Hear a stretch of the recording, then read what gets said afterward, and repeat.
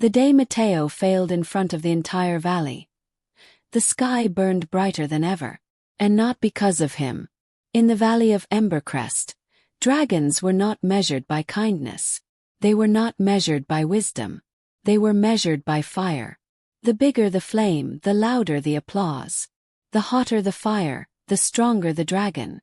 And every year, the young dragons stood before the Council of Flames to prove one thing: that they were worthy of being dragons.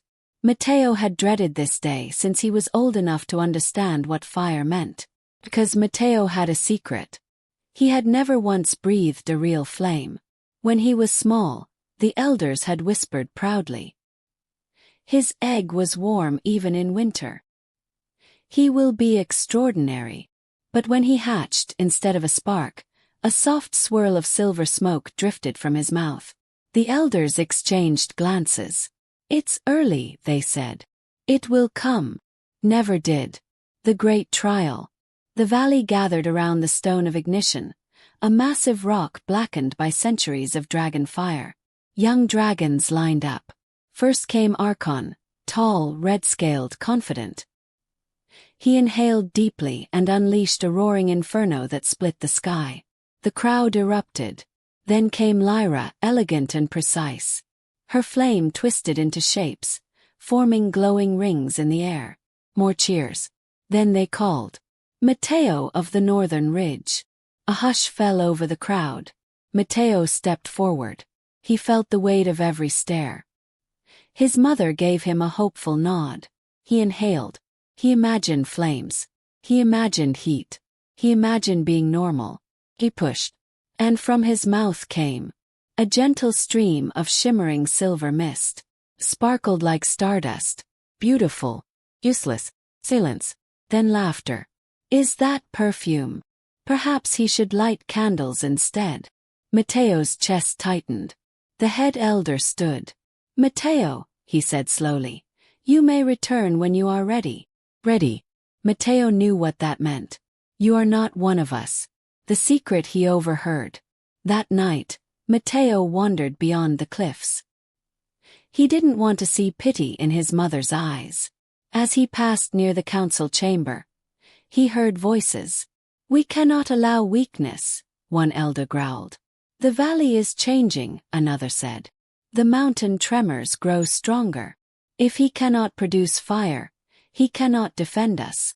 Mateo froze. Defend us. He had always thought the trial was tradition. But this was different.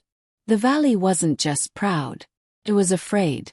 The mountain awakens. 3 nights later the earth shook. Not a gentle tremor. A violent roar. The great volcano at the center of the valley cracked open. But no lava came out. Instead, darkness. A swirling storm of black ash and glowing red veins rose into the sky. It wasn't normal magma. It was living flame. Wild. Uncontrolled. Furious. The elders shouted. "Form a wall of fire." Dozens of dragons launched their strongest flames. The sky burned. But the dark storm absorbed it. The more fire they used, the larger it grew. The valley panicked. Homes burned. Wings caught fire. Even the strongest dragons began to fall. The moment of choice. Mateo watched from the edge of the cliffs. He saw Archon fall from the sky, his wings scorched. He saw Lyra trapped beneath collapsing stone. He saw fear in the elder's eyes. And something clicked. The storm wasn't fighting the fire. It was feeding on it. Fire was making it stronger. Mateo's heart pounded. He didn't have fire. He had something else. But what if it wasn't enough? Then he saw his mother struggling to carry 2 hatchlings to safety. And he stopped thinking. He flew. The first real breath. Mateo soared directly into the ash storm. The heat was unbearable. The darkness wrapped around him. He inhaled deeply. Not forcing. Not pretending. Just being. And he released everything inside him. A massive wave of radiant silver light exploded outward. Not heat. Not flame. Like pure luminous energy. The storm recoiled. It hissed. For the first time it shrank. Mateo gasped. It worked. He inhaled again. More light. The silver glow pushed back the darkness like sunrise swallowing night. Dragons below stopped attacking. They watched. The elders stared in disbelief. Mateo dove deeper into the storm. Each breath weakened it. Each pulse of light untangled the red veins. Until finally, with one final blinding burst, the dark flame shattered into harmless ash. The sky cleared. The valley fell silent. The truth. Mateo landed, trembling. The head elder approached slowly. For centuries, he said quietly, we believed fire was our power. He looked up at the calm sky. But fire is destruction. He turned to Mateo. You carry balance. Another elder stepped forward. The ancient texts. They spoke of a light-bearer. Mateo blinked. Light-bearer. A dragon born without flame, the elder continued, who would rise when fire itself turned against us. The valley had never needed the strongest fire. It had needed something fire could not provide. Restraint. Clarity. Like the final twist. That night, as Mateo stood alone watching the stars, his mother joined him. You were never broken, she whispered.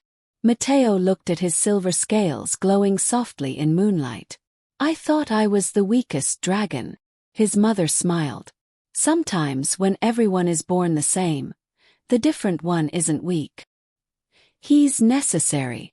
From that day forward, the Valley of Embercrest changed its trial. Young dragons no longer stood to prove how much fire they could create. They stood to discover what was uniquely theirs. And Mateo, he did learn to create flame one day. Small one, warm, gentle. But he never needed it. Because when darkness rose, they didn't call for the fiercest dragon. They called for the one who carried the light.